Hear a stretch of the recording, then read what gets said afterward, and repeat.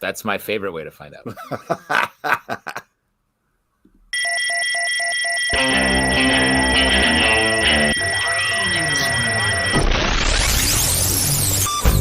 What is up, everybody? Welcome to Comic Book Club. I'm Alex.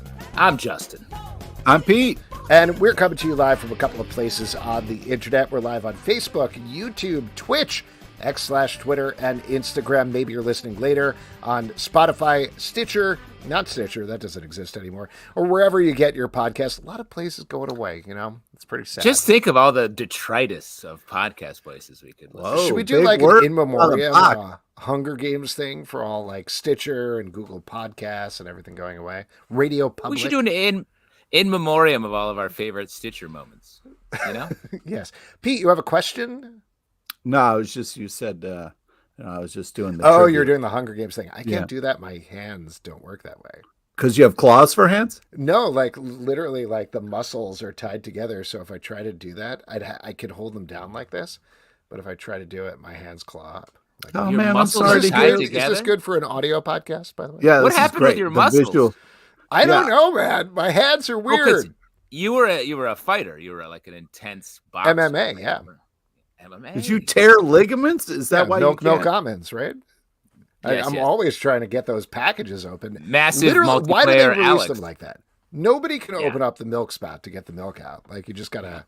Same thing with goldfish. Have somebody else do it for you. Oh, 100%. It's crazy. You veered into mixed martial arts for 1 second and then got back to my almond milk is hard to open. It's very good. It is. Really Do you know what else is good? The brand is strong. The brand is strong. Our cascade of wonderful guests, as I like to call it, that we're going to have on. Way to clean it up.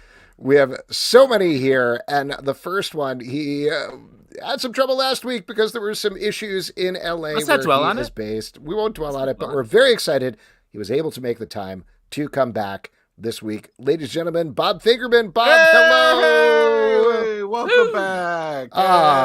So excited to chat with you. It's such a bummer that it didn't work out last week, but great that you're here. No, Your new this book is our is time. called This Is Our Time Up Here. Yeah, it rained here, and when it rains in LA, everything kind of goes straight to hell. But I understand you got like a dusting of snow today, and everything shuts down there too. So yeah, everything shuts down during the day here, but at night we come alive. Yes, I understand. Yes. So your new project is That's Some Business You're In. It is a book. It is on Zoop now as of this taping. There are 17 days left, but you are already successfully funded. You were asking for $5,000. Currently, it's at almost $16,000 here. You can get some amazing bonuses. There's even more to unlock. So we're going to give it the vaunted Comic Book Club bump tonight, of course. This book is awesome, at least the part of it that I've read so far.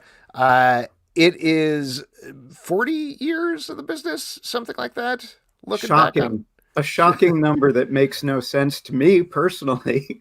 Well, but you've done, and this is what the book is about, obviously, but like you've done so many things and you've been part of so many different parts of the business. That all said, the big broad question, why memoirize it? What led to that decision specifically?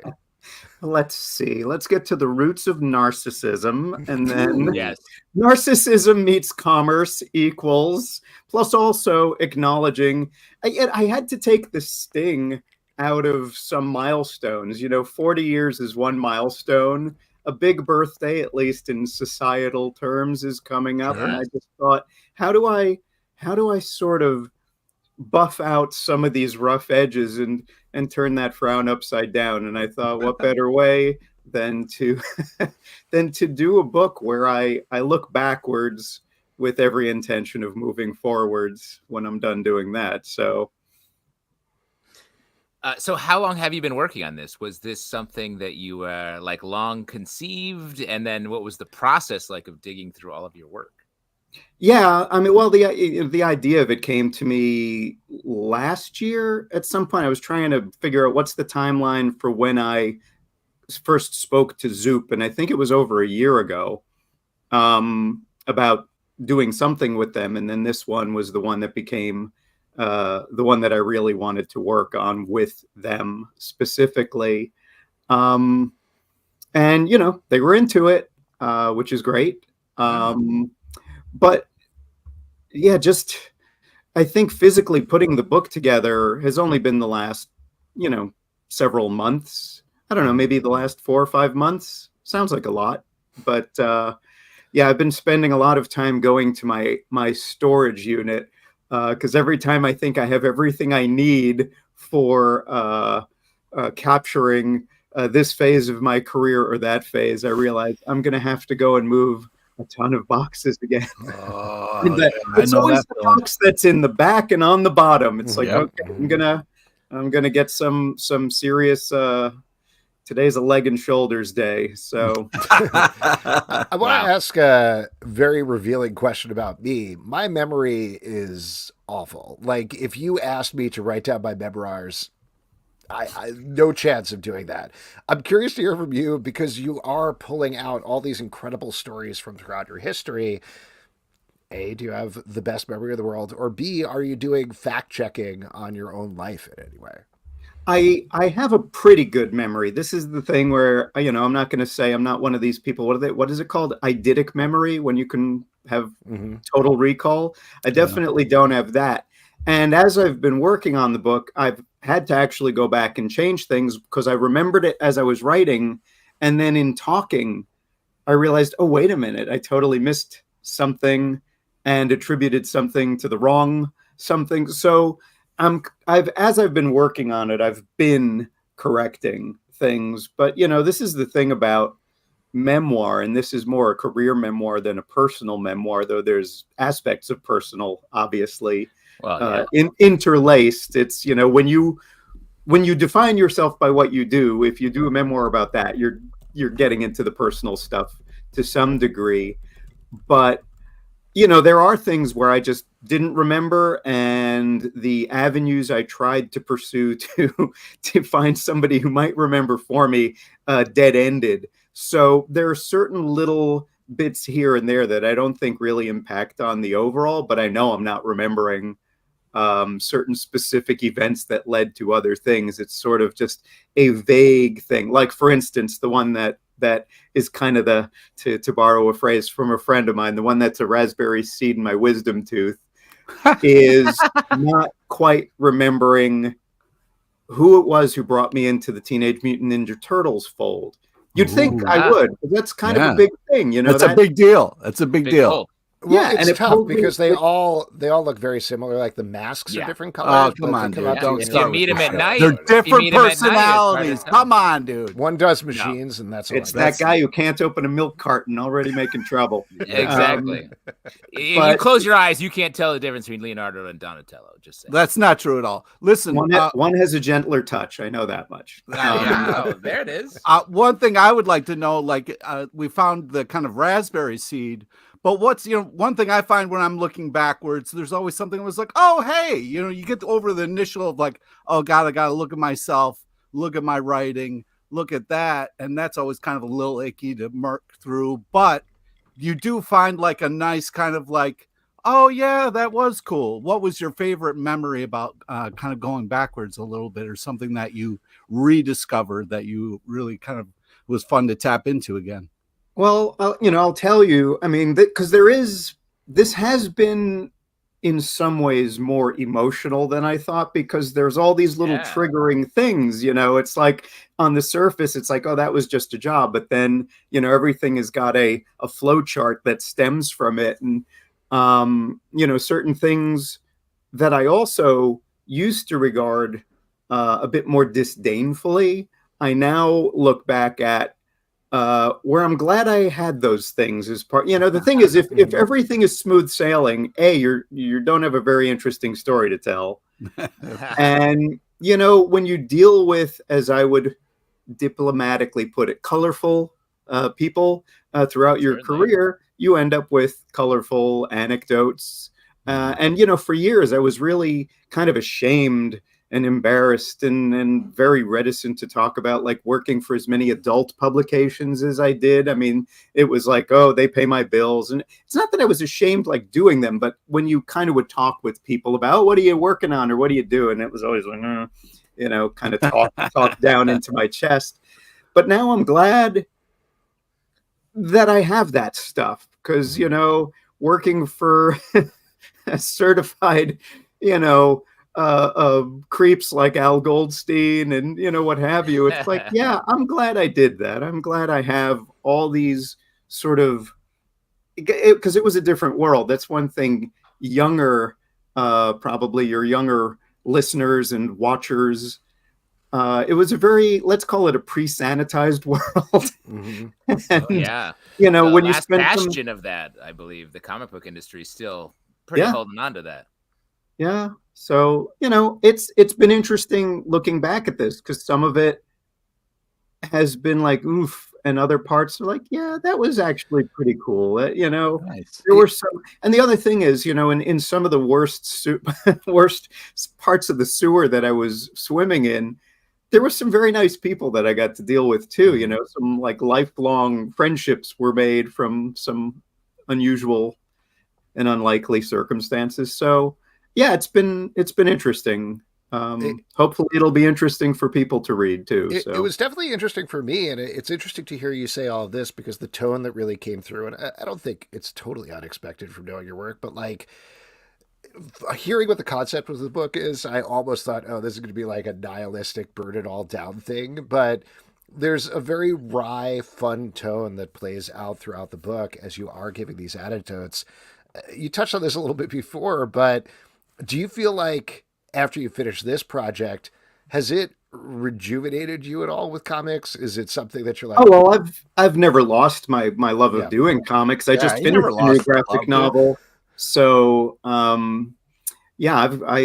that never goes away. It's that whole thing of, sometimes you don't necessarily love the business, but I always love the creative part, so that has not diminished in the least. And I'm very grateful, but yeah, I didn't want the book to be negative, even if there were stories where it was like, oh, that wasn't so much fun. I don't have any axe to grind. In some ways, this is one of the really nice things that's kind of come of getting a bit older and gaining perspective on things. And also, without getting too in the weeds, working on myself and, things like that. Yeah. I used to almost define myself by being negative because it was kind of, that's the cool New York punk thing. It's like, oh, it all sucks. Yeah, it sucks, man. But yeah, I'm kind of over that. It's it's exhausting. Well, you're in LA now. I was gonna say you're in sunny California. That has helped. I will say it. It has definitely helped. There is something to be said about, with the exception of a rain day here and there that knocks your power out. There's something to be said for sunny and mild. It's like, it is kind of what getting older is, technically, in a nice way. But let me ask you, what has looking back so much, how is that propelling you forward in what you're working on sort of now or next? Well, I mean, there is, there's an awareness that also this doesn't go on forever. And so, it's kind of making me want to, not that I haven't in the past focused on stuff that's kind of personally meaningful, but the stories that I'm really going ahead with are all the stuff. Some of them are ones that I've been, kind of nursing for years. And there's a project I'm hoping to be starting this year that would be probably the most ambitious of my career. All right. Very different. There's always going to be markers that make it a quote unquote Bob Fingerman thing. And I think this is loaded with them, but it's a very kind of big, sprawling, lots of world building. And, kind of the time is now. So hopefully I can, somebody's looking at it right now. So fingers crossed. All right. Great. But you touched on this also a little bit just now, but I certainly feel like there's a little bit of a pull on modern comic creators to look back on that grimy period complimentary said, from 20, 30, whatever years ago. Do you think that's something that could ever come back in any sort of way, the real alt comics, or is that gone for good? Oh no. We're living, this is an interesting, oh, did we freeze? Just for a second. Are we good? I thought there's I a thought I cloud had shocked passing you. Are we good? over a cloud passing we're over good. your We're good. lovely summer okay. life. Oh no. That probably, yeah. A gopher just ran across the wires outside. No, please tell me we're not freezing so much. We're No, good. no, We're you're good. good now. You're good. Go for it. Go for Should it I while we got the continue? internet. Yes. Yes. Oh, okay. Okay. I'm just not quite sure if I'm doing the Max Headroom stutter right now or anything. I think we're going through a period of overcorrection. There's a lot that needs correcting, but I also think people screaming about wokeness just want to hear themselves scream. So I don't see alternative type stuff going away. I see stuff's being done right now that I would, put into that category. I my days of kind of trying to deliberately provoke people are a bit behind me. It's not so much, oh, he's going soft. Priorities change, and I'd rather tell. I mean, this big world building thing I mentioned, there's a lot of stuff in there that probably will be provocative to some people because it's satirical and it has some social commentary and all that kind of thing. And I don't think I'm going to have to soft pedal any of it. But I will quote unquote underground comics ever come back? No, because I don't, well, you know what? I'm sounding all this out as I'm speaking. They might, because if things go a certain way, people, I gather some retailers still do occasionally get arrested for selling something that wasn't intended for minors, and somehow it got into a minor's hands. So, that by definition, I guess, makes certain things a bit underground if you're kind of gatekeeping a certain amount of people from seeing a certain thing. It acquires a kind of a patina of the forbidden. So I don't know. There's a long, convoluted way of saying I don't know, but I don't think anyone is going to creative people don't generally let society tell them what they can and cannot do until they put that thing that they do out there, and then they either take their lumps for it or they take their accolades for it. All right. Listen, Bob, I think you're on a delay now is what's going on. But I do want to say sorry about That's all the I have to say about that. So, yes. Are we on a delay? Yes, we are on a delay, but you're probably hearing this several minutes from now. So, Bob, I think what we're going to do is say thank you so much for coming on. It was great chatting with you until the gopher ran over the internet. Congratulations on everything. And the Zoop is awesome. It's really love it. Yeah. All right. Thank you, Bob. Thanks for coming on. Oh, man. I feel bad. 2 weeks ago. Well, it's just very funny because he had finished talking in his timeline and was typing like, "Did you guys get all that?" And we're like, "We're listening to it now. How are you doing?" Yeah, how is this happening? You're from the future. It's amazing. I feel so bad. But it was great yes, though. I love it talking is. to him. He's absolutely right. Good. Yeah, and we probably should have mentioned, we used to check in with him all the time back in the day when we were doing live shows and conventions and everything. Yeah. So great to see him. Do check out the project on Zoop for the next 2+ weeks because it's really cool. Why don't we bring in our next returning guests here? They are the creators of the Image Comics book, Kill Your Darlings. Ladies and gentlemen, Griffin Sheridan, Ethan S. Parker, and Bob Quinn. Hey. Welcome back to the show, guys. Hello. Hey guys, good to see you again. Good to see you. So nice to be back. Oh my gosh. So we were talking about this a little bit before we went live, but when we last had you on the show, you had to dance around the concept because the book wasn't out. Now we're getting the 6th issue is coming out tomorrow. We'll dance around that one a little bit because there's some big spoilers that go down. But you're entering now the end game with the book, I believe, right? Yeah. Like it's going up to issue 8. Is that the last one? Yes. We're going to have a massive, oversized finale that we're rocketing towards, and it is a really crazy feeling.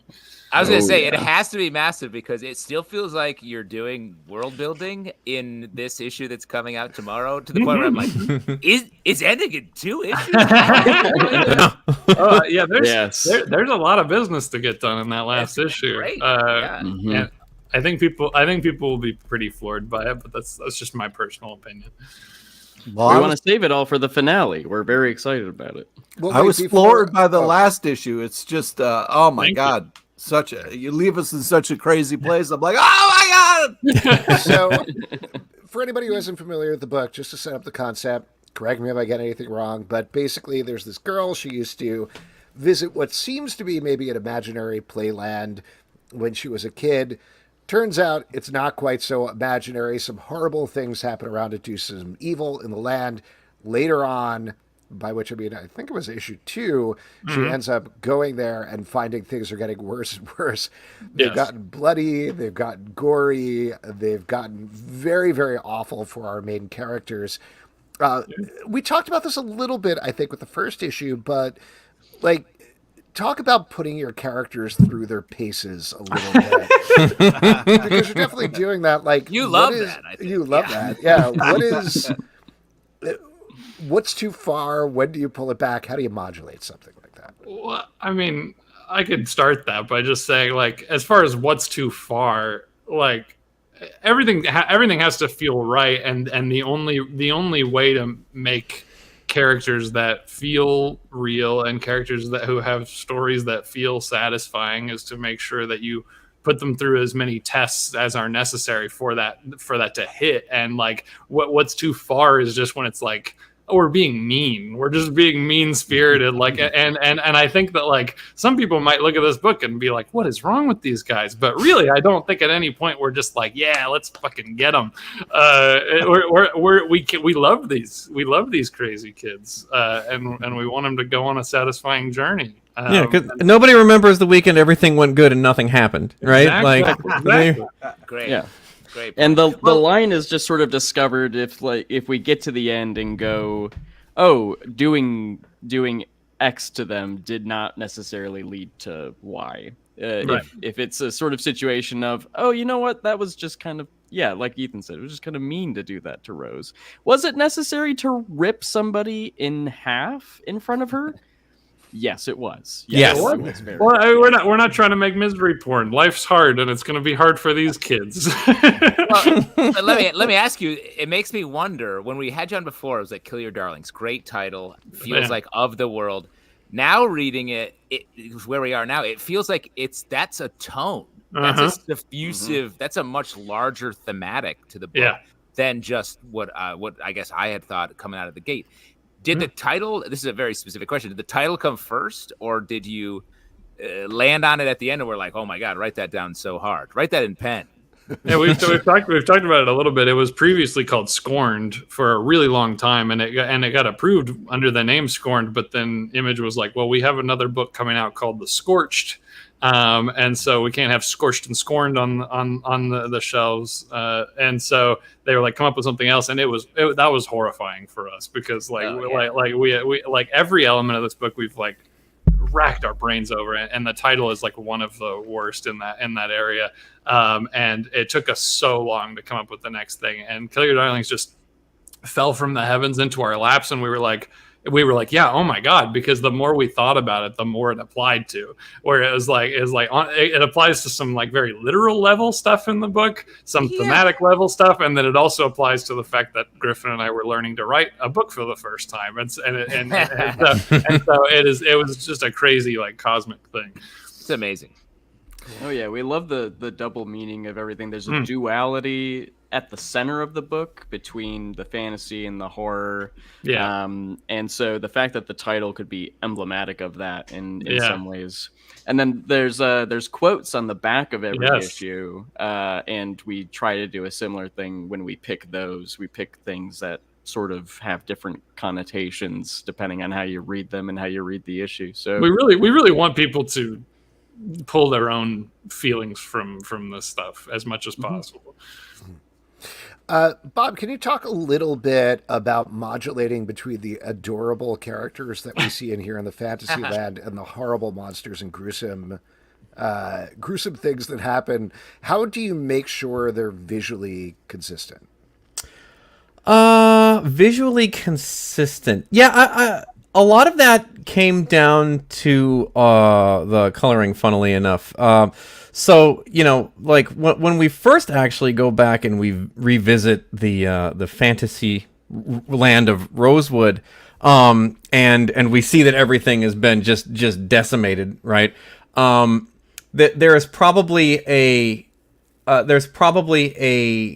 desire in your first attempt at it to go, okay, well, maybe we tone down some of the fun and the color and make it very dark and grim and dire. But I was like, no. What if it's still Technicolor and all the blood is very red and all the happy things are still pink and bubbly and stuff? And I think in that respect, I hadn't seen anything where it was like the violence had been handled in a cute way, or well, no, maybe it was the contrast, right? It was the contrast between like the grossness, but it's still being a cute place, and that felt more shocking to me, because you know the her actual life is you know, maybe, you know, from the first issue, as we learn as the series goes on, not as great as we think it is right in the beginning, right?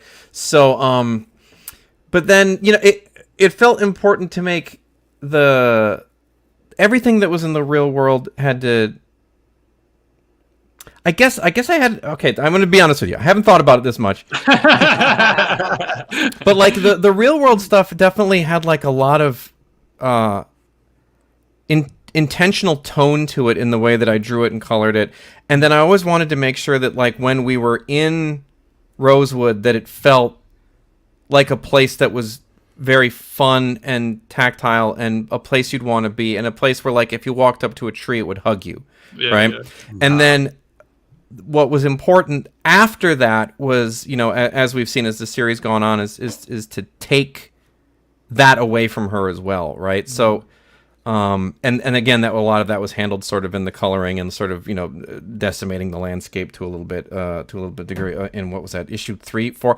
Look, guys, I've been done with the series for a minute now, so like I can't remember when anything happened. Well, it's fresh in my brain, but let me just say real quick. Yeah. This issue that comes out tomorrow, like there's some horrifying things that happen, and then when we cut to the cuddly guys, that's when you feel it harder, and like I wouldn't have guessed that. If you were describing this to me, but it works in the way that the book, you sort of see it, then you see a reaction, and then you see it in their eyes, and it fucks you up even harder. Yeah, so shouts to that. That's such that's like one of the biggest compliments I think to Bob's work on this stuff. Totally, because like it is like it's like the contrast is amazing and all of that, but it is also this thing of like when you go from the really scary stuff to the cartoony, lovable folks that you care about, when you look at them after what you just saw, you're like, I hope they're okay. Like it's a deeper feeling of worry. It really, like that's such an important thing about how Bob made the horror work. Yeah, I try to be very intentional with everything, but I'm also realizing like just kind of like go with my gut a lot of like, I think this feels right, and then I just kind of do it. Right. What I'm wondering is, because we have, and you guys talked a lot about this duality, is it better knowing that, like, I'm going to show you the scariest fucking thing imaginable, but on the other end of it is the cutest, happiest place you've ever been? Yeah. Like, is that easier to kind of be like creating both worlds where there's kind of a fun balance, or is it harder because now that you've come up with a scary place, you got to come up with a fluffy place that kind of is the opposite? Griffin? No, I think being able to have those two really different sort of pieces of the book. Basically, we look at both sides of it and say, how are they similar? How are they different? And there are some very obvious differences across the two.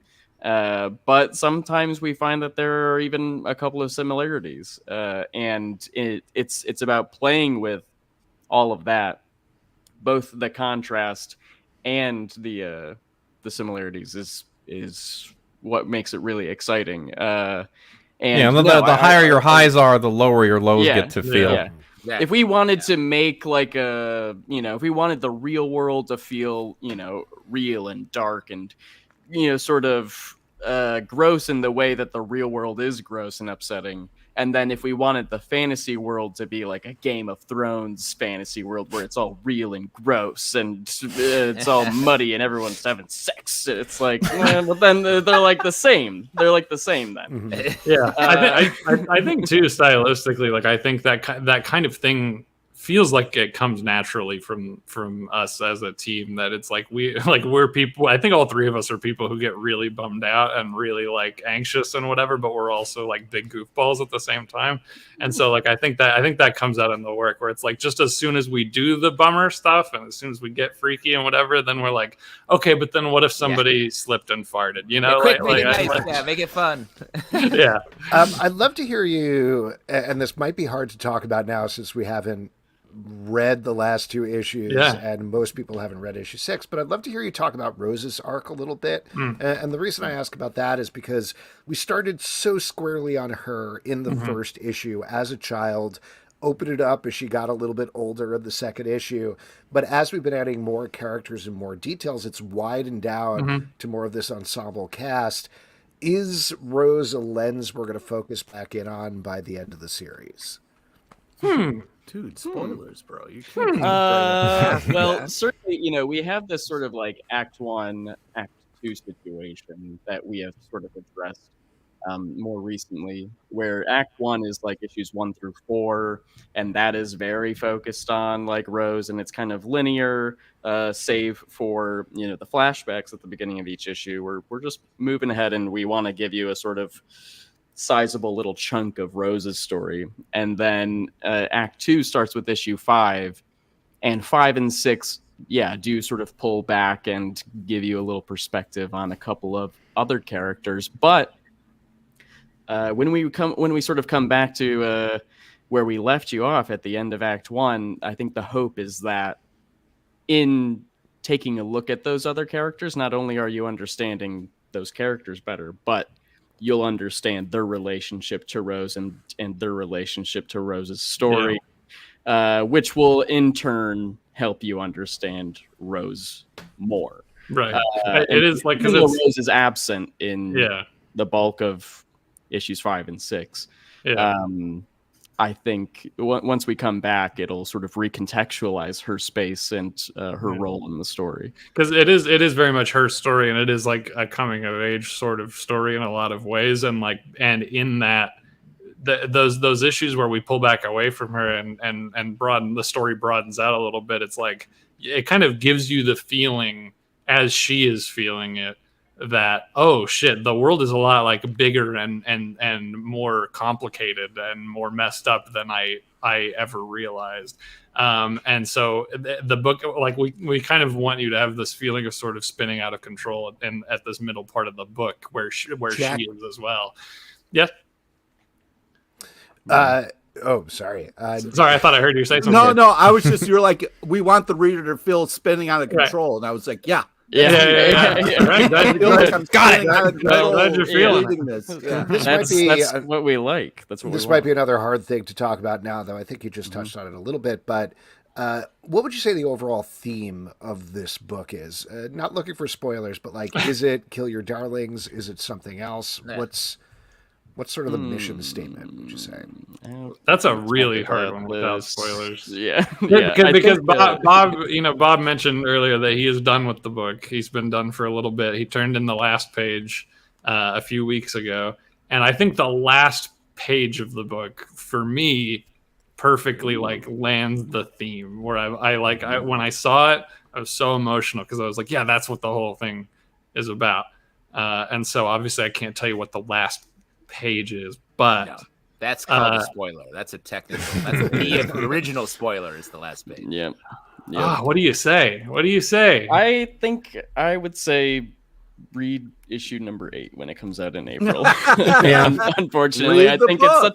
it's such a broad question Because it is, like I said, it's hard. important to us that people pull their own stuff, and so I don't want to inform like you should go into it looking for this. Like I think Kill Your Darlings serves as its own interesting sort of billboard for you to like have that in your mind as you're reading it.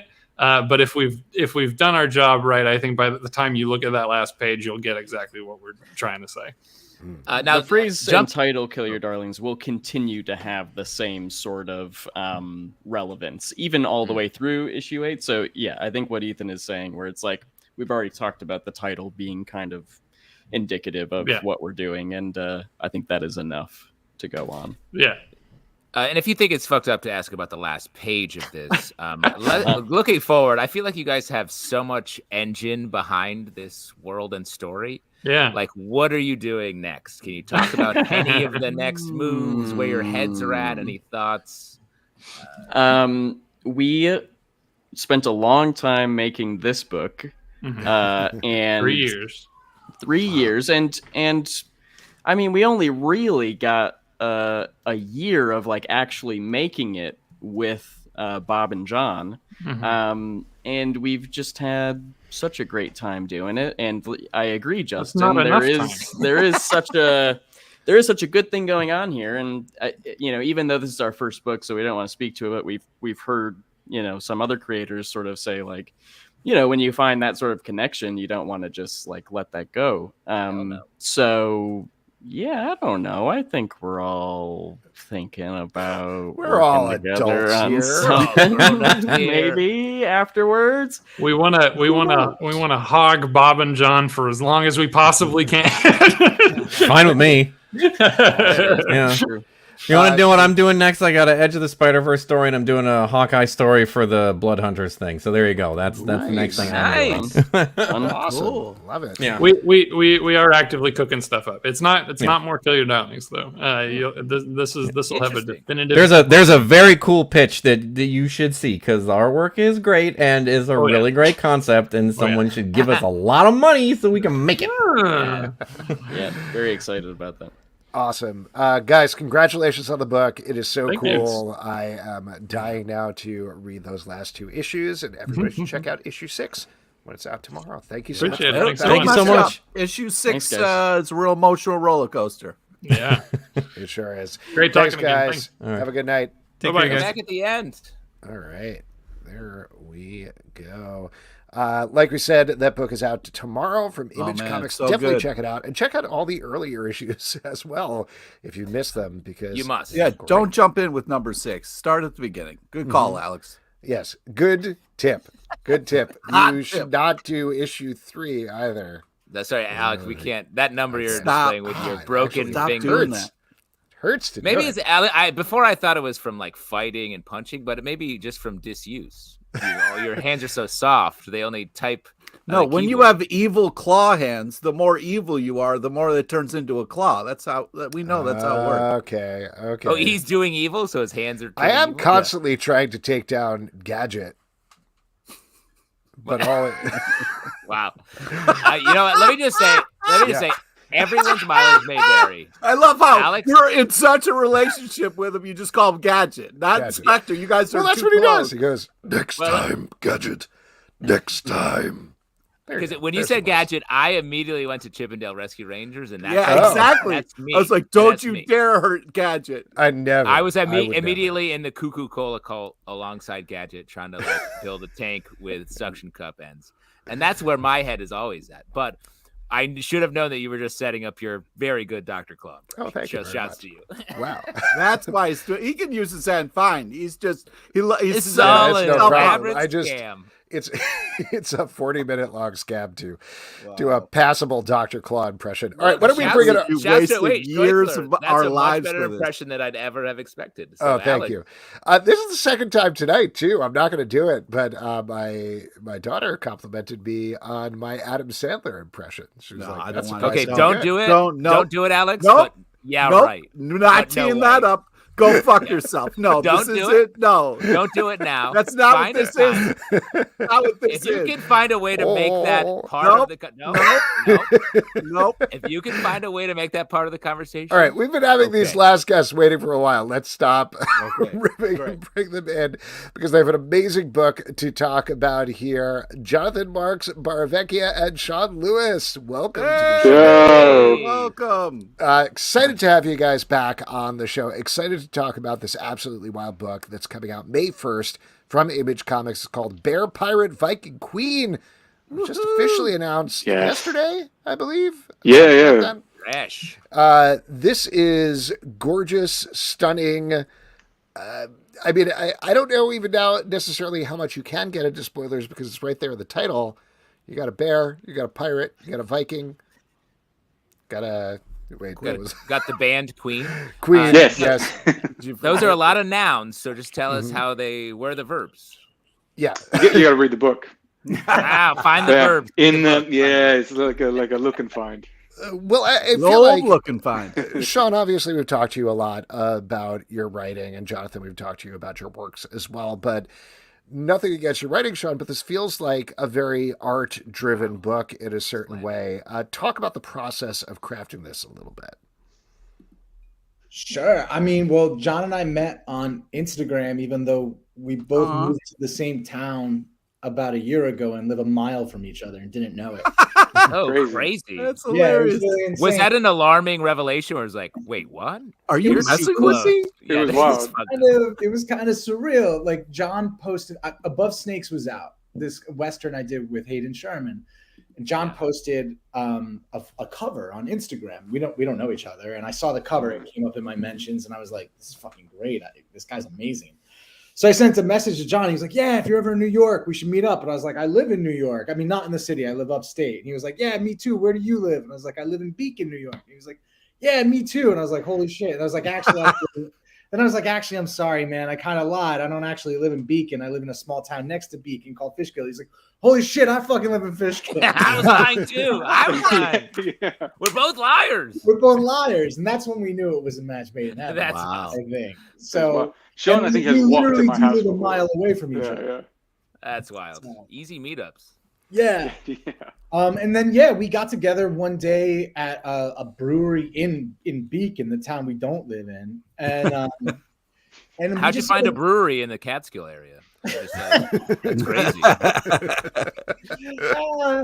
I mean, there's a lot of Brooklynites up here now, so there's a lot of breweries. Every town you drive through, there's like 3 houses, a post office, and 2 breweries. Like, what the fuck happened? How much beer's being consumed? Sorry, that's my ex to grind. It's fair. That's fair. And He also- stumbled onto his stand-up set there. He was Yeah, like, sorry, my bad. what's the deal with breweries? Am I right? So we started talking about old comic books and comic books we loved, and I was already in love with John's art. And then it kind of started the same way most of the books I've made start, is I find an artist that I think is really special, and then I was just like, what do you want to draw? Like, I was just like, what do you actually feel like drawing? And I think John mentioned Vikings, and then we were talking about pirates and the sea, and then I was just like, all right, just tell me everything you want to draw, and I'll figure out something that we're all doing. Wow. I think that's pretty close. I mean, John. Yeah, no, I remember that. I remember pretty much the exact same way, like having a couple beers and just, it was really just like, what's cool? Vikings, fucking, space is cool. Dinosaurs are cool. Bears are cool. Like just a list of stuff, just nouns. And You can only pick 4. and so pick then 4 of these we had to nouns. narrow it down to like the 4 best nouns. You're And, cutting dinosaur? Are you sure? I know it sounds like a mistake now that I say it out loud. Maybe that'll be the next book. Another 4 random things. Nice. But I do think you guys didn't ask about, but I think that like the title was basically from that first meeting as well. Was just like these are some cool things, and like what should we call it? And as a joke, one of us was, let's just call it those things. But it's a good title. You know what I mean? Like I love an unwieldy title. So. Well, what has the back and forth been like? And again, because this isn't coming out for a while, I don't necessarily want to spoil too much, but it has this very dreamlike quality to it as it goes through the book, or even really from the very beginning when you start introducing it. So what was the process of breaking the story once you had these 4 nouns together and you don't want to move forward? Well, I think, we had that initial conversation, and then, similar to kind of, with each artist I work with, I try and find like what's a vernacular that can work for them. I think like my background's in theater, and I was primarily a director. I was a playwright and a director in theater. And when you direct, you're kind of trying to learn the language of the actors and the writer and getting them all in the same place, like the same world.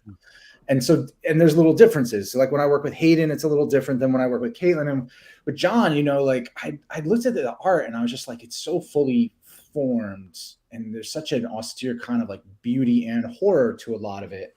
Yeah. And so honestly, I just wrote like, we had the 4 things, and I was like, what fucking world do these 4 things live in that's at all interesting to me? And I got really fascinated with like this idea of like, oh, they all come from the sea, but also so do we. Like empires come from sea, pirates come from sea, Vikings come from sea. Like none of us are in America without the sea. So it was this kind of, that became the thematic. And then once I had the thematic, I honestly, other artists would be like, John's fucking nuts for going along with this. I wrote an epic poem, like a rhyme of the ancient mariner style poem. And I gave it to John. We lived super close to each other. So over a couple of months, John would just come over to the house and we'd go through it. John would break down, verses of poem into pages of art, and then kind of show me, I'm thinking thumbnail wise of doing this. And I'm not a fucking artist. And most of the time I just nod and I'm like, that sounds cool. Like, I figure out what they say when I see it, but. Yeah. I love hearing that, because in the pages that we've seen here, it has that sort of poetic, dramatic space between the panels, for like, and like some repeated imagery in a way that that tells the story in a way where you don't need a million words in the middle there. Yeah. I think so. I don't want to step on John. I just think there was something so, for lack of a better word, just like poetic to John's style and the watercolor of it, that it was just like, I don't know. I feel like a lot of times as a writer in comics, I'm trying to figure out, it's a weird medium, right? Because writers can't draw. A lot of writers pretend they can, and they like mail pictures from Apocalypse Now to their artist and they're like, draw this. This is cool. No offense if you do that. I know a lot of people do that, but I'm also like, it's kind of like asking your artist to be a visual stenographer. Like as a writer, if John sent me a picture of a script, Francis Ford Coppola script, and was like, rewrite this that. Is good. So it's a lot of like, how do you find a medium ground where, even though my discipline is wildly different than your discipline, it can seem as close as possible to one person making the book, if that makes sense. Well, and it's funny. I feel like this has been a recurring thing in the last couple months on our show, and so maybe that's just anecdotal, but it feels like a lot of writers that we've talked to are like trying to write fewer words in general less in is their more, comics. they say a lot, yeah. Like, do you feel that? Is that feels intentional here at least? But is that a general feeling in the air? Not always. I mean, Above Snakes is really wordy. Like they talk a lot in that. There's a lot of humor in that. You need to, I feel like you need more room when you're trying to do humor, especially on a flat 2 dimensions like page. When I did The Few, it was really important to do it quiet, because I hadn't seen quiet dystopias. And so I was really obsessed with that idea. With this book, what I was much more interested in is like, how, like for myself, my own challenges were like, how do I get out of just writing jokes because I'm worried I'm going to lose the audience? And how can I trust the actual story in general, whether it's visual or verbal? And how can we try to surprise people as much as possible? Like, I think there's things that happen in the future issues where it gets more wordy. Like there's some stuff in the third issue where like, I don't think it's giving anything away. It basically is going to turn into like almost like a Topi style picture book, you know, like there'll be a lot of text, but it's going to be visually incredible. And it'll be different than what you were expecting as you were reading the book. Where this one, I was much more about like, for the first issue, especially, mystery was a big part of it for me. And a lot of times it's a mystery issue because you don't know what the fuck you're reading. Like, I think it's right. For better or worse, I think in a lot of my comic book career, most of my first issues I responded to with, I didn't know what I was reading, which made me not sure if I liked it. And then I got to the last page and I decided to keep buying it. That's like the ongoing. And that because it was a mystery, I was just, you know, there's pulling back a lot more. So there's a lot more of just like the thematic of become what you are and this idea of this floating bear. And is it a god? Is it a hallucination? Is it real? That if you start talking too much, the audience just starts going like, oh, the bear's totally real. I fucking wish he wasn't. Or like the bear's how stupid it is. So in this issue, it's basically like, how do we keep mystery and surprise going? And luckily, the art's so amazing that it allows for a lot of the visual storytelling to go like, I don't need to say a lot on this page. Like, you get it. Sorry. I just wanted to ask, just on the same note, Jonathan, you did the lettering, I believe, as well. Did, yeah. So given that you're doing that whole thing, and I know we're not showing the pages and most people haven't seen this, but the lettering is so integrated into the art and the book. How do you approach that? Because you've got these watercolor washes, you've got the pencils, you've got the lettering going on. What's the progression of your process? Well, I mean, just to go back to like what Sean was saying before, like to Sean's credit, he gave me that kind of freedom from the jump. And we would actually have meetings where, you know, the poem that he mentioned, like basically the outline, it was like whatever 4 pages. And like, hey man, this is a 70-page comic. He's like, yeah, cool. Like, you know, break it down how you need it to be broken down, and like take stuff out or add stuff or whatever. So from the jump, I had that kind of freedom, and I wasn't very good at planning the pages to incorporate the lettering later, but it was in the back of my head that I'm responsible for the look, the visual look of the entire book.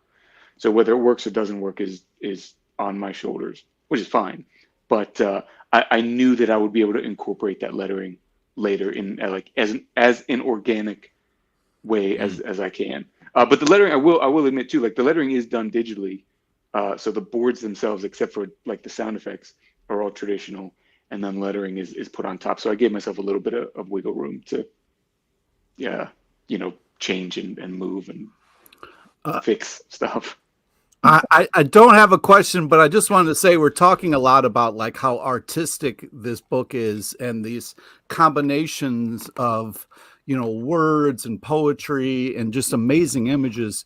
And I just think it's so smart to kind of know yourself well enough to know that like what readers normally want from you and kind of giving space for that, because I have read a bunch of your stuff and been like, I'm not sure what's happening, but I like it.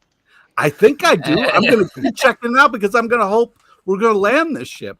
And it's what's great about it is this kind of like, I'm not sure what's happening. There's so many comics that we read. We're like, oh, we get it. Okay. Yeah. Where's the big twist? Oh, okay. There's the twist. So this is it feels fresh. It is really fun. And I just love the space, artistic space that you're giving this. It takes confidence to do that. And I'm just, Thanks, it's just such a breath of fresh air in our stack to be able to kind of go down this path that is different and fun. And so I just wanted to say thank you. Hell yeah.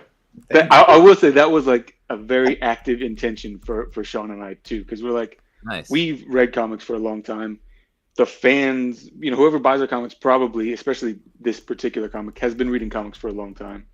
Like, how do we get that sort of reaction? Where it's not like, oh yeah, now the pirate's going to do this. Yep, the pirate did that. Yeah. Then this happened. That, you know, It was like we were actively trying to work against that, and I think we pulled it off. I think also there's definitely. Oh, sorry. Go ahead, John. Oh no, I'm sorry. I was gonna say also. I think there was a general. I know for myself, I was having a general frustration with like a lot of the constant conversation about comics. Like, you know, it's been a hard year. I think people know that at shops and everything, and so everyone comes out with like their manifesto of how to like sell comics, and you're like, you fucking know how to do this.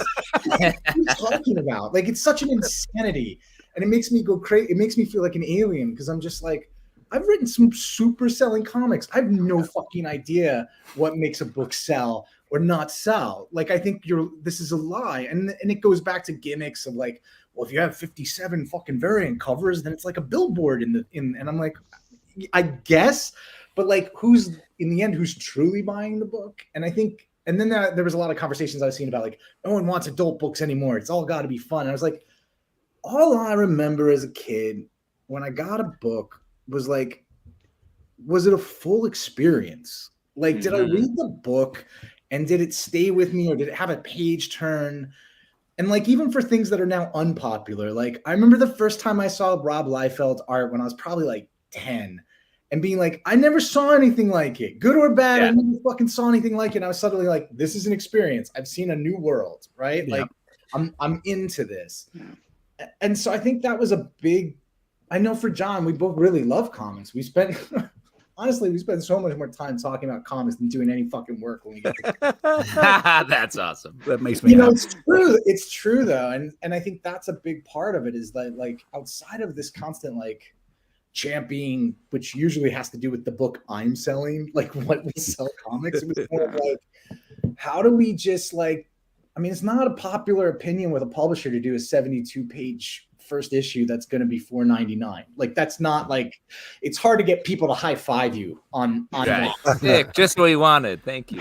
Well, I mean, I wanted to do it on newsprint too, and they said no. I feel like, I don't know. I feel like there's sort of a push right now to do things like that. Like, not to name drop, but we had Ed Brubaker back on the show a couple of months ago, and he was going pretty hard about the fact that he felt like the thing, not to fix the comic industry, but the thing that needed to be done is just better looking books, better printing, etc. And I think since he talked about that, I've seen so many things crop up, not that it was concurrent, but I think, for example, Distillery is doing a really good job with like, hey, we're going to put out some really good books. Archie announced today that they're putting out premium line books that are like better paper and better covers and everything.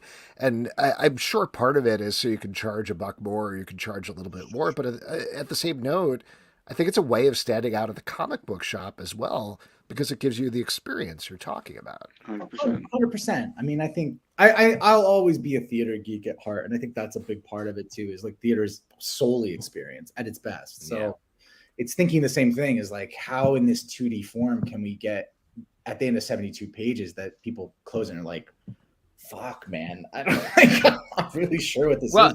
Dope. But I think that's so odd because like everybody, now that we're inundated all the time, we want to like plus up the stuff we like. Like that's why like it's crazy to me, like records are selling like crazy. Everyone wants records now. And like everyone bought a record player in pandemic and now they're like chasing down random albums. Like everyone wants like, I want to touch this book. I want it to be interesting. I want to open it and feel that difference there. And so like that's why exactly what you're saying and why you like immersion. Like this book feels like it's that, like it's all about immersion. Yeah.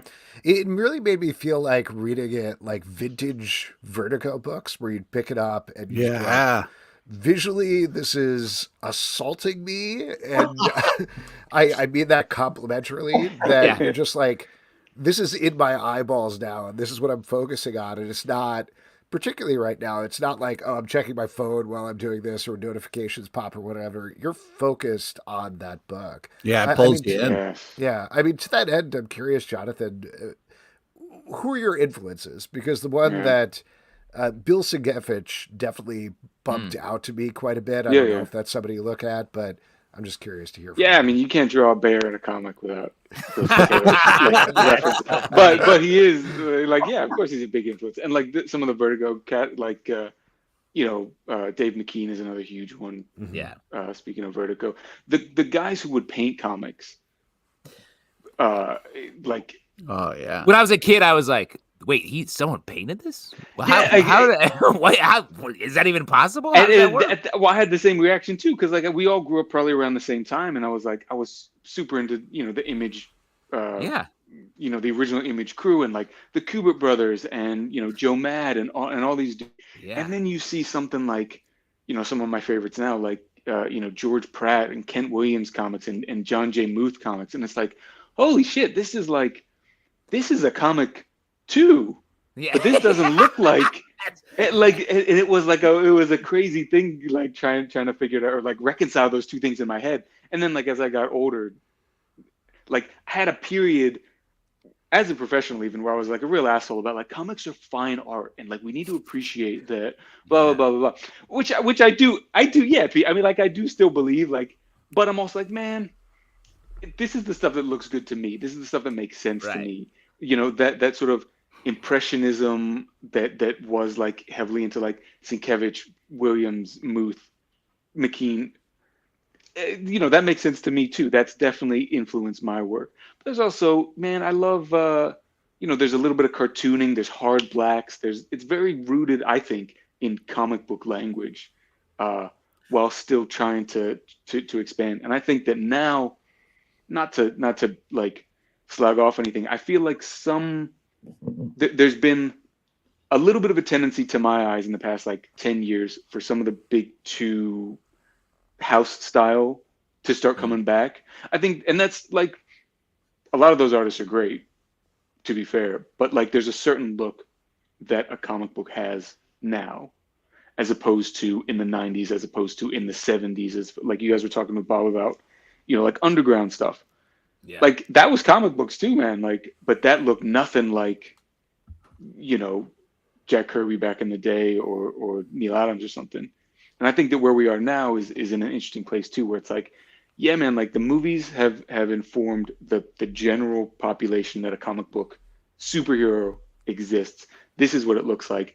But if you're interested enough to like go like another couple levels, there's other comic books too, and there's other looks that are comic book and other stories for comic books to tell.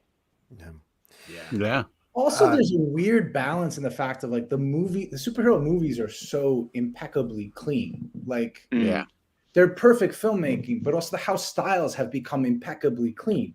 It's not that the art's bad, but there's a part of me that I'm like, whenever people are like, it's so depressing or frustrating, right? Like it's so frustrating that like people who love Marvel movies won't go and see the comic book. And I'm like, well, what's the difference? Like, what's the difference between their fandom, but like, what's the, like, if both styles are impeccably clean and have a similar like punch, joke, drama rhythm, then what, like, and I don't mean this as a shot on the books. There's amazing people working at those companies, but I do think like there becomes a static, right? Like a stasis between the forms. So you're like, well, you're not going to funnel people from the movie into this because like they're not getting something different. They've already seen it. Yeah, they've already had an experience.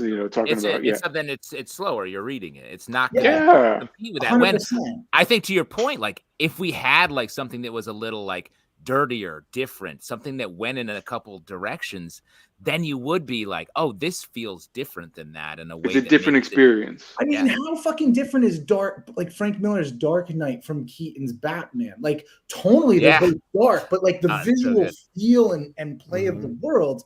If I watch Keaton, I'm like, oh, that was darker than I expected a superhero movie. And then if I read Dark Knight after, I'd be like, holy shit, that's what like, okay, Keaton was like a break. I get it. Yeah. For my family. I think there's something that people forget about that, of like stasis is this tricky animal. Like it sneaks up on us without us realizing it. I think in industries, especially in artistic ones, that before you know it, you start just suddenly going like, everything feels the same. And like you feel it internally, and you start talking to your friends like, don't the TV shows feel the same, or don't the movies feel the same? Or I just don't feel like it's exciting. When you say it's not exciting anymore, you're saying it's static. There's very few things that are awfully made anymore. Like, you know what, like truly awfully made.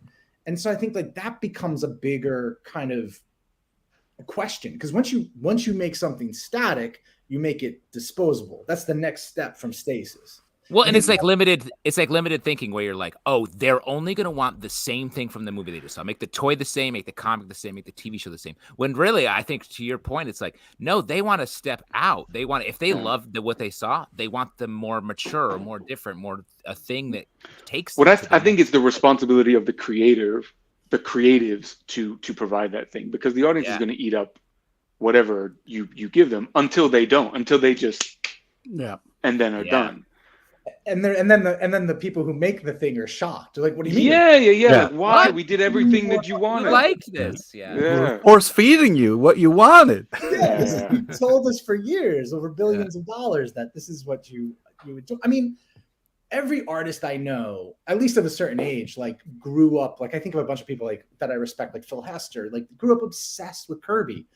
Kirby stuff is super grotesque and not like any superhero. Grotesque, and again, not in a knock, but like it's blocky and like non-Adonis-esque, right? Like there's a roughness to it that as a kid you pick up and you're like, yeah, there's something kind of fun and a little gross about this that I dig. It's not perfect. Yeah, there's the perfection of it is where I'm like, I feel like TV is really perfect too. I work a lot in film and TV now, and it's a divide I have at times where I'm like, oh, all of this shit's so perfect. Don't you get bored? Like, clean. It's too clean. Like you want some bumps. You want it to be a little woolly every now and again, where you're like, that's weird. And it makes you listen harder because you're like, why would they do that? And it's like, I think this gets into. I have always thought that you need the low points to understand the high points. When you have something that's just perfect across the board, you're like, yes, that was all evenly good. This is something, just to take it further back, I used to talk about this all the time, and you never specifically tried this, but when we were structuring a sketch comedy show, it always kind of helped when you had one sketch in there that was absolute garbage, because that's the one that people would be like, that was bad, but that would make them realize how good the other ones were. And whenever we do a show where it was like, even across the board, everything really good, people would come out, we'd be like, what do you think? And they'd be like, yeah, that was good. It's so true. There's so many of my favorite things have wild imperfections in them that I'm even aware of, that I'm like, that is a massive fucking plot hole. And yet this is probably my favorite television show of all time. Like, I don't give a shit about the plot hole. The plot hole made me appreciate the magic stuff they did that's almost impossible to pull off. Young Sheldon, right? Young Sheldon. Young Sheldon does it every week in, week out. Every week. They're crushing it. Genius. Can he get any younger? I don't know. We'll find out in the series finale. Yeah, younger Sheldon. He can hang out with younger Rock. It'll be great. We'll have a universe. It's awesome. Anyway, we've got a little far afield. But guys, this book is absolutely fantastic. Yes. The part of the thing is the final order cutoff is going to come up relatively soon. When is that if people want to tell their comic book shops to order the book? John. I was going to ask you. Oh, no. I meant to look it up before. I will say to your audience, like, you guys know how comic books works. Ordering comics and pre-ordering is dumb. Like, it's a dumb system. So tell your shop, like, soon, please. Yeah. The book's out in May, which means, like, the shop needs to know in... Go tell tomorrow. Say tomorrow. Yeah, go tell tomorrow. Yeah, you're going to the shop anyways Wednesday, so go tell them tomorrow. No, Justin's right. Me and John complain about this also all the time. We've been moved a couple times, but even without that, I never know when the fucking FOC is. It's so confusing to me. Yeah. But the title's fun to say. Like, Pirate Viking Queen. Even if you get the words in the wrong order, there's not going to be that many other books titled. Just say some nouns. Go to your If you get one of the four words right, go to your shop. Start shouting nouns. They'll pick up on it somehow. Honestly, if you go to your shop and you just start shouting Bear, Pirate, Viking, anything, you're going to have a good time. Like, it's very fun for you. Make a friend. Awesome. Guys, thank you so much for coming on. Again, the book is great. Great book. As always, a pleasure. Thank you so much. Can't wait to see it. See you guys. Yeah. I'll see you. All right, there we go. Once again, in case you missed it, the book is called Bear, Pirate, Viking Queen. It does come out on May 1st from Image Comics, but you can order it from your comic shop right now, and you absolutely should. Get it. And we're going to get it with our next section, which is my favorite section because you all make it up. It's your audience question. And if you've got questions, all you got to do is drop them in the comments over on Facebook, YouTube, Twitch, or X/Twitter. To that point, I'll just bring this up real quick because we did get one here. Salma on X says, I didn't know this was a thing on X. It is. You can comment there. We can't respond to you. But it's sad we can't respond, but we can see it. So yeah. There you go. That all said, today is the kickoff. Not the kickoff, the end. I don't know. Whatever it is, it's Mardi Gras. It is what it's the beginning. Yeah, it's Mardi Gras. There it is. It's Mardi Gras today. And Brett Macris, our official CBC chef, is down in New Orleans. And his drink today is a Veau Carré. I probably mangled that as usual. But official drink of Mardi Gras. I did not make that because that has cognac. And last week he gave us not a Sazerac. What was it? Was it a Sazerac? Was it? I didn't think maybe whatever it was something with cognac. It was so delicious. That's all I drank until I ran out of cognac. So I didn't have cognac this week. I believe it was a Sazerac. Yeah. Anyway, I made a margarita tonight, which feels like the diametric opposite of a Veau Carré, but it is what it is. The opposite of a Veau Carré is a Miller High Life, which is what I'm drinking. Champagne of beers. Yes. What about you, Pete? Land Shark still? Knock, knock. Who's there? Land Shark. Come on. That's everybody's favorite SNL sketch, right? Absolutely. Honestly, I don't know what you're talking about half the time. You don't remember Land Shark? I remember when you said it last week and I didn't know. Huh. Yeah, you don't know that sketch for a long time. I don't know. It's one of those classic, very early sketches when they were on like crazy amounts of cocaine and a lot of the stuff didn't really make sense. Land Shark. Land Shark. There was a knock at the door. They said, "Who is it?" And they'd be like, "Oh, it's not a Land Shark." I get it. And then they open it and the shark would eat them. Yeah. Whew. Ooh, they were high. This is from Frederico Rosa. Yes. I have one thing before we get to a question. Last week we talked about Lynn Ward and the books. And I fucking got them. Oh, no. Nice. And I'll tell you what, they are open them up. Truly wild. Panels. Yeah, like these are. I'm just opening to a random page. These are like, ooh, look at that. And these are all woodcuts that are like just super legit. That's David Tennant and Jenna Ortega as the last one that showed up. Wow. Like there's my house. These are random pages, but man, I love it. I can see my house from here.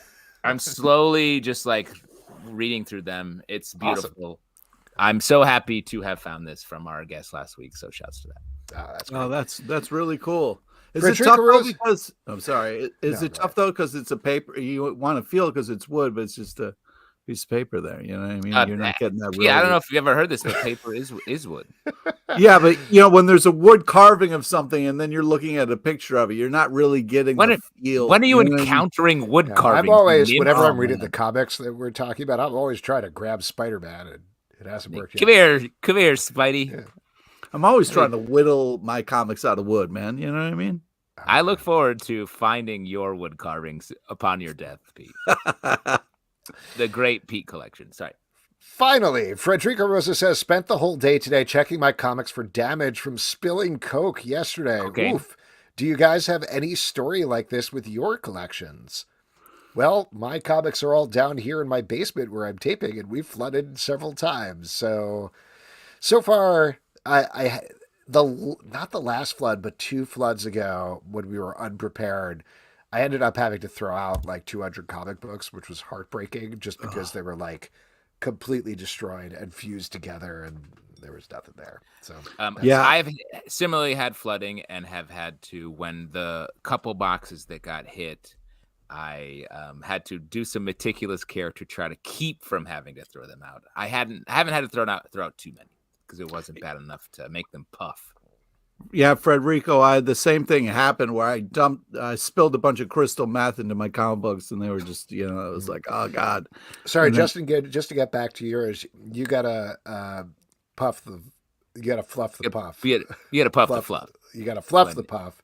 When they puff up, you fluff the puff. Yeah, right, Pete. Yeah, you guys are having fun. You guys are having a good time. That's a Pete catchphrase, puff the fluff. Just so we all know what we're talking about. Yeah, exactly. Pete, cat guy. He loves to like puff his cat's foot. Have you watched Cat Person yet, by the way, Pete? That's on Hulu now. I don't know what you're talking about. Oh, it's your life story. Is it like furry shit or something? No, it's not. Plenty of by it, Pete. Yeah. Well, anyway, why don't we move on? Michael Eben says, question, what did Justin give up for Lent?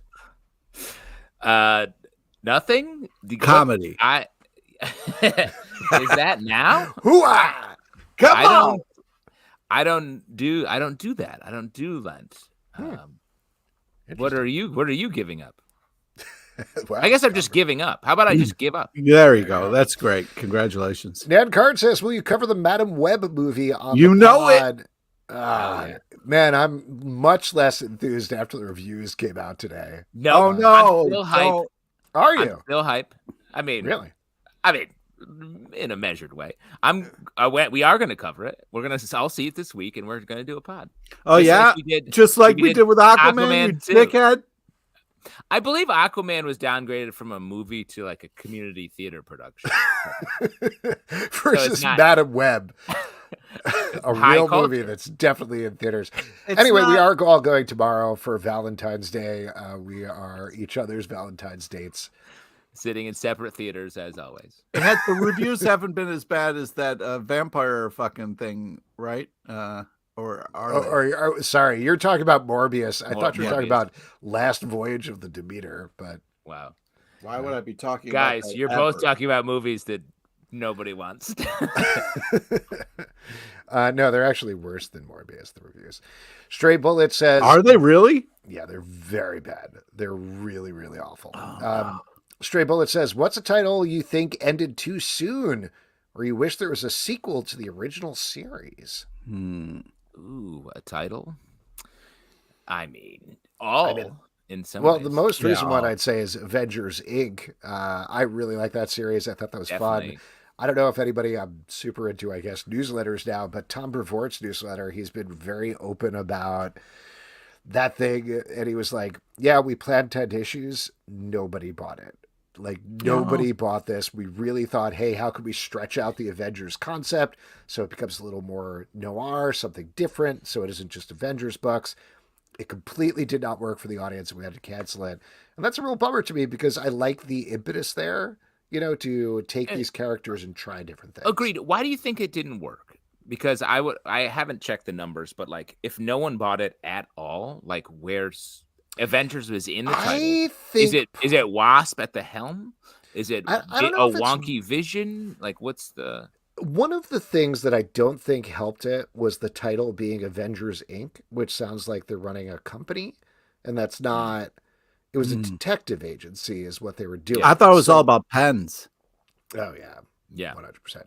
But I do think that is part of the problem because I didn't know what the title was going in. We read almost every number one, so I was going to read it anyway. But like, I was very pleasantly surprised that it was a noir detective tale, and I don't think you would have known that if you hadn't read the book. So, yeah, You should have called to Kill Your Darlings. Oh yeah, nice taken, scorned. Oh, did you have a answer for that? I was going to say. Bone is something that I increasingly am wishing would be returned to by Jeff Smith. And I'm surprised that he has not in the many years since that series. Do you know he is releasing his Proto-Bone strips? I saw that. Okay. Yeah. There you go. Proto-Bone. Proto-Bone. Scheuchler also asks, what are some of your favorite mashups in... Oh, Scheuchler asks, what are some of your favorite mashups in comics? Either mashups or of specific characters or of concepts not often combined in comics. Now, we should say this is about maybe a question spinning out of a news story that Alex was just like lit up for. Just like wound the fuck up about. I was very excited about it. Believe me, I know you lit up the Patreon Slack like, guys. I didn't mean to do that. News. I was like, this is some fun news, is what I said. What? Marvel and DC are re-releasing their classic crossovers as an omnibus, actually 2 volumes. The first volume is going to be things like Superman versus Spider-Man, Batman, Daredevil. There's the Dark Side, Galactus. You think this is huge news? They've been out of print for decades. they have it out of print, but the idea that a re-release of old comics was Alex like, guys, buckle up. Shit's about to get loose tomorrow. I'm sorry that it wasn't something cool to you. You're just I like whippersnatter. I like that you like it. I was just very surprised. They're also doing an amalgam omnibus, which just sounds wild to me. That's fun. Yeah. Fun stuff. Good times. And the other reason it's a big thing is it's DC and Marvel working together again on something that hasn't happened since, I think, 2000. And that's something like that. It is surprising. In fact, we've talked about how recently that will never happen again. And the fact that they are then doing this is right. I don't even think it's necessarily an indication of future crossovers necessarily. I don't think it has anything to do with the movies or the TV, like some people were probably speculating online. But that was the thing that I thought was very cool about it, is beyond like, hey, getting reprints of this stuff, getting DC and Marvel on the same page. That's a different place that we've been in 20, 25 years, something like that. And for mashups, I liked for a while in the early aughts, they did a ton of like weird Batman mashups, or it was like Batman, Hellboy, Starman, for instance. Shouts to my Starman shirt. Those were good and weird, and there were a lot of them.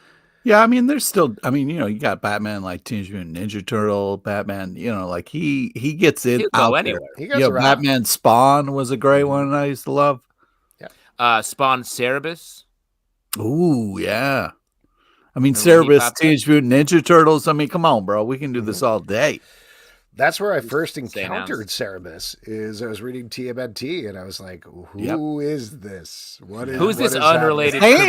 Same. Yeah, very weird. Who's this mad person that is too much like a future friend of mine named Pete LePage? This is what we may need to skirt over the answer for a little bit from Nelson Kelso. Did you guys get a chance to watch all of Mr. and Mrs. Smith? I'm unsure, but may be in agreement with Pete about the ending, even if I did enjoy it overall. You guys, I can't wait to get into this specifically review. Talk about the ending. I cannot wait for this. Watched it, but I have watched all of it. Me too. And, you watched all of it as well? I crushed it. It's on. I can't wait. Loved it. Loved it. So what are you so good. Excellent. If you haven't checked it out, it is ostensibly a TV adaptation of Mr. and Mrs. Smith, the movie, starring Donald Glover and Maya Erskine. It's not that at all. It's a flip of the concept where they don't know each other, but they do know they're spies. It's like, hey, did you like this thing? Guess what? We made it worse and made it a TV show. Nope, you will lose hours of your life. They made it never get it and back. more interesting. And if you're a fan of TV that's show, more interesting. Do you know what wasn't good? Do you know what wasn't good? I can see that all day. You walk out your door, you see that all day. Pete, do you know what wasn't good? That's not creative. That's the not movie helpful. version of Mr. and Mrs. Smith. And if you like the movie version of Mr. and Mrs. Smith, I have another thing you should definitely check out. It's the movie. Just press play again on the movie. Mr. and Mrs. Smith. When we get to Week just watch Geek, that again. Both of you motherfuckers are going down. All right, I'm keeping my cool right now because I cannot wait. Wow, what a crazy statement that you think this is keeping your quote unquote cool. Yeah. If you're a fan of the TV show, Luda right now. If you're a fan of the TV show Atlanta, I think Mr. and Mrs. Smith is sort of. I mean, it's the Glover brothers. What are you talking about? They do bring some of the same actor. I would say if you're a fan of the show Poker Face, you will also like Mr. and Mrs. Smith. Omnia Soul Art Show says Mr. and Mrs. Smith is one of the best TV shows that's ever been broadcast. I talked to everybody in the comments and we all agree. Thank you so much, Omnia Soul Art. No, I'm kidding. Omnia says, with Valentine's Day coming up, what are some romantic comics to recommend? There was a kind of legendary Black Canary, Green Arrow comic that was, I want to say maybe it was 5-6 years ago at this point. That was that DC did that just awesome. Just Cliff Chang did a couple covers. It was just such a beautiful. I have one hanging upstairs. Stop nut flexing on this fucking podcast, man. I'm sick of it. Them to us. You have one as well. Yeah, I do. That's why I didn't bring it up. It's like not too far behind me right here. Oh yeah, don't bring up things that are relevant when we're talking about them. Why don't you? You know who the original? I was talking to my best friend Smith Ed is? Brubaker earlier in the month. We also were there. None of this is flexing. We're all there. Yeah. We're all part of each other's I'm not lives. bragging. I'm like, it was super nice. I'm the of only him to asshole give it, trying to and I answer this question. You guys are just shitting on me. I have multiple answers here. I think modern thing coming out, Love Everlasting, romance comic. Very not romantic, but it's sort of the flip of that. And then I want to point to one of my favorite romances in comics, and it's from a while back. But it's Bruce Wayne and Sacha Bordeaux, who later went on to take over Checkmate, but she was his bodyguard for a while. Later discovered that he was Batman and then became his sidekick for a bit. And they had a romance in there. And it's something, it's no knock on Catwoman and Batman, but this to me is the best slow burn superhero romance that I've seen. Wow. I'm going to throw out Concrete as Right. one of the hotter comic books that have ever come out. Okay. Yeah. So there you go. If you want to get Great. things rocking and rolling this Valentine's Day, don't turn on the music, lower the lights, and get out the roses. Crack. Just crack open a volume of Concrete and get to reading. I'm not sure if that's No, Beautiful. Hot. H-O-T. Easy Reader says, Alex, show us some abs for Valentine's on, Day. man. Absolutely. because of course he has his teed up. It's fucking shocking piece how of close shit. that is. What is to your the- fucking deal today, There man? you go. Hey, everybody. Happy Just Valentine's wake Day. up, You're welcome. drinking haterade, just going, man. I mean, fuck again, everybody else. Fuck everybody's life. that As was soon- someone asked him for that, Pete. Yeah.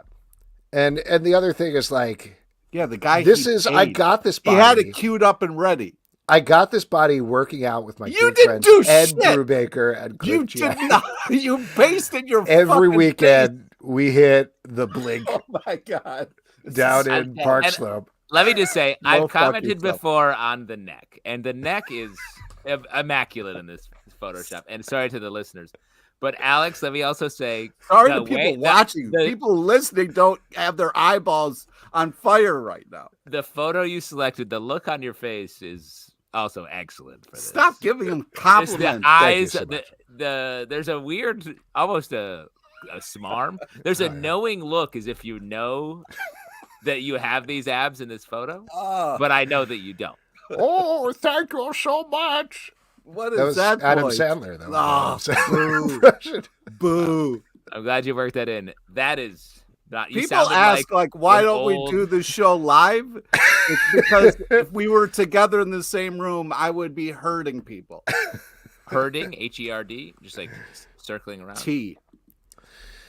Well, anyway, it is time to move on to our next section, which is trivia. And for that, I'm going to turn it over to Pete LePage. All right. Enjoy ourselves. Okay, today's trivia. Oh, well, first off, before we get back to you, the lovely audience, all we need is a brave volunteer and $25 to Midtown Comics online. Just need a first stand up or hey, Alex is a douchebag or hey, Alex really freaks That's me not how you say hello. Yeah. I'm scared of Alex. Is he real? Any of those things will volunteer you. Or we could have one of you guys do it and we can donate. Yeah, I don't know. I guess we'll see what happens. Yeah. Yeah. Oh, boy. Come early Valentine's Day with Pete LePage. Ooh, yeah. Are you doing a Valentine's Day themed No. trivia? No. Ooh, no. Stray Bullet will do it. Oh, man. He's fired up. I love it. Get him Ooh. into the stream. Yeah, I think we should, actually.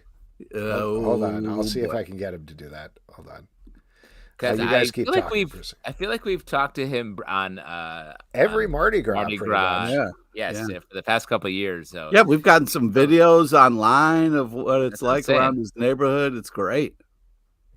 it's also It's let's not his forget it's birthday. also Holy his shit. birthday. Happy birthday. It's his birthday? I feel bad. It's his birthday. It's Mardi Gras. He's in New Orleans. Oh He's my also God, in the middle of a very intense opening of a restaurant. Right, he's got a lot This going guy's on. living out loud. This guy's living out loud. Whew. Well, we'll see what happens there. In the meantime, Pete, do you want to start trivia just in case he can't hop in? Sure. I'm just writing happy birthday. Oh God, I spelled it wrong. Maybe you could tell him. You spelled it wrong? You spelled happy birthday wrong? Well, sometimes when you're typing, you don't accidentally make a mistake and hit a key next to another key. Never. I put my fingers on the keys that I need. No, I've never made a mistake. A type O? What does that mean, a type O? You guys, that's like a type of blood. Yeah. All right, here we go. Today's trivia is on. I'm typo negative. Try this again. Today's trivia is on inventions predicted by comics and a small nod to the legend, Cheetah Rivera, R.I.P. the OG Anita. Please listen to all three options before making your selection. All right. Do we got Stray Bullies queued up here? Should we? Wait. Here we go. Yeah! Stray Bullies! Woo! Happy birthday. Happy Mardi Gras. Happy birthday, buddy. Yeah, I am drunk. Yeah. Good for you. I believe you posted your first drink of the day a long time ago in our Patreon Slack. Oh, you're mute. You're muted. You muted yourself and then started talking. The opposite. Yeah. No, you're still muted. You're still muted.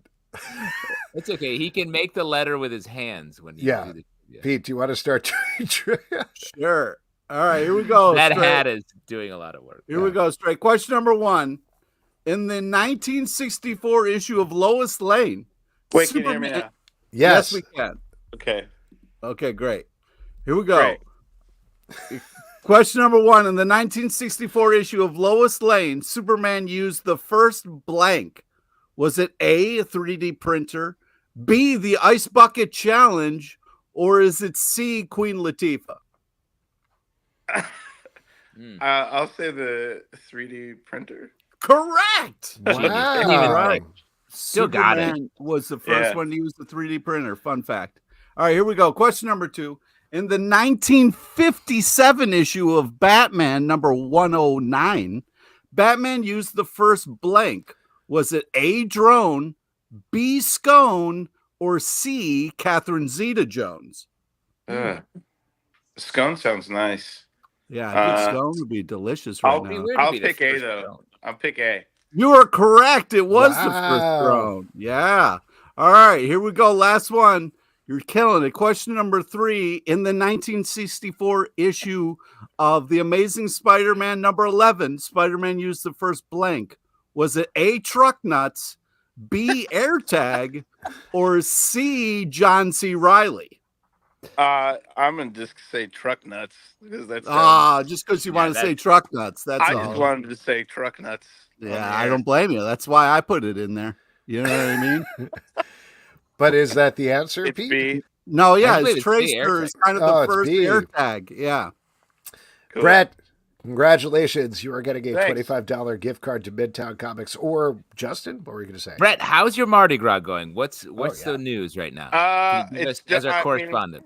I'm in the fucking house now. That's how it's going. I mean, we're pretty much done. But Mardi Gras, people don't realize, like, it doesn't go all night. It starts at like 8 a.m., some like 6 a.m. We're by 8. Yeah, I was drinking that Vucare. I posted that photo in the Slack. That's when I started drinking that. Was like 9 a.m. I believe you. I believe you. Cruised around the French Quarter, went down Frenchman Street, went to the Mirny, went into the Bywater, walked up into the French Quarter. Like, it's a lot of cool stuff. A lot of fun, a lot of people out. Yeah. Give us the update on the restaurant. You've never spoken to it directly with your voice on the show. So it is going to be called Wild South, as you guys know, and it is a 5-course tasting menu. The menu is going to change every week or whenever I get bored. And every day. Yep. We'll have a little a la carte thing at the bar, but it's going to be like all local, all my favorite purveyors, all the best stuff around Louisiana, all the best produce, seafood, meat, local stuff, galore. And I'm going to go nuts with it. So should be pretty fun. And when it's going to potentially open later this month? Yeah, at the very end of the month, like what month is it? It's February. February 28th. Yeah, is when it's destined February to open. 29th, Leap Day. Go Leap Day. We'll never We forget almost did that. We tried, but Mike, the owner of the restaurant, he's just like, no, we can't do it. Can we do that? And I was like, yeah, let's fucking do it. Like every 4 years we have a birthday. Yeah. Yeah, that's my If I can have it my wife Becky. Yeah. Exactly. Yeah, she'll be working there too. So Hell yeah. It's Nice. So pro. That's all. and like I said, seats at the bar are always going to be those are going to be like the chef's table seats, always reserved for comic book club people. So let me know. Yeah, come on. Yeah. You're the best, Yeah, Brett. now I'm just going to chill out. We lit a fire. Ooh, Nice. nice. Happy birthday. Happy Mardi Happy Gras. Yeah, happy Keep that birthday. hat We away love from the you, man. fire. Yes, I Hat know, away from well, the that's what it fire. is. I had to be the ghost of Mardi Gras past today, which is why I'm a candle. No. Oh, Yeah. In the air. Energy. Cool. Yeah. well, I love it. Brett, thank you so much for coming on. Thank you for doing trivia. Thanks, guys. Always wonderful. Later. Bye. Take care. All right. There we go. Now, as great we all boys. know. Oh, what was your secret movie, Pete? Oh, it was the man, come on, computer. Why are we? You don't remember?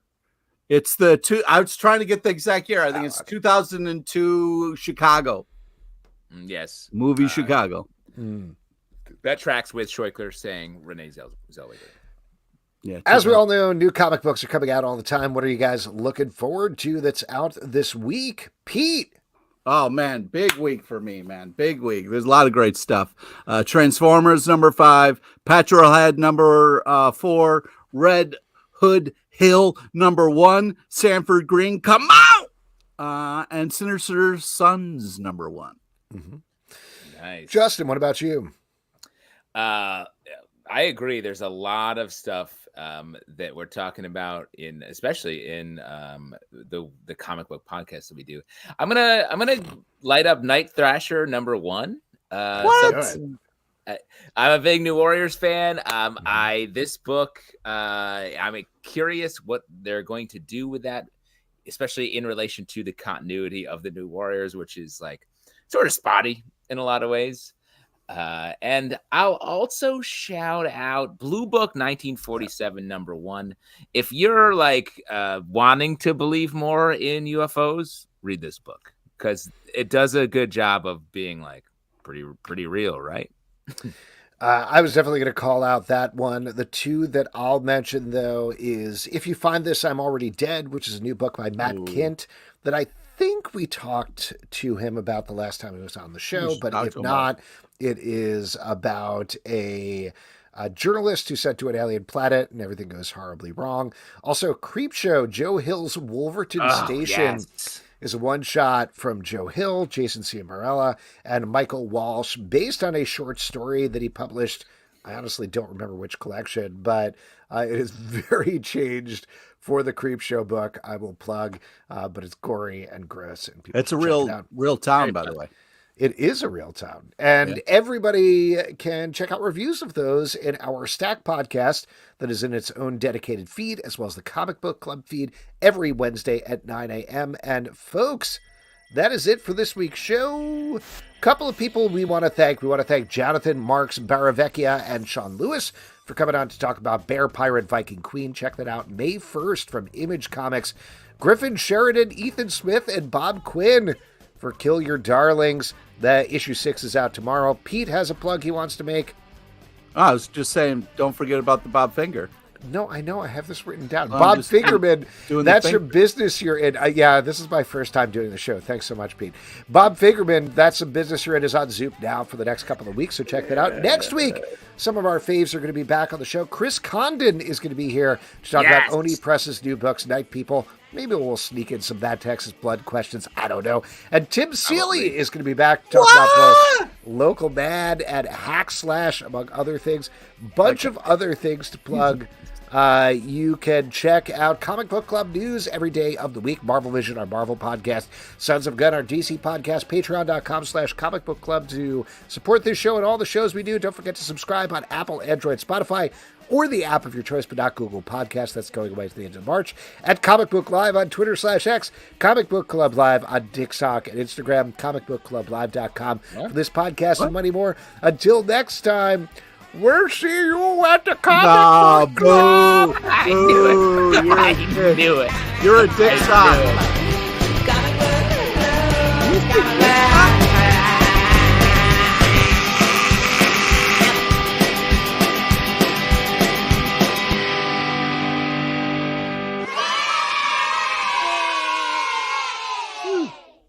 Go to your home. The hole is your home.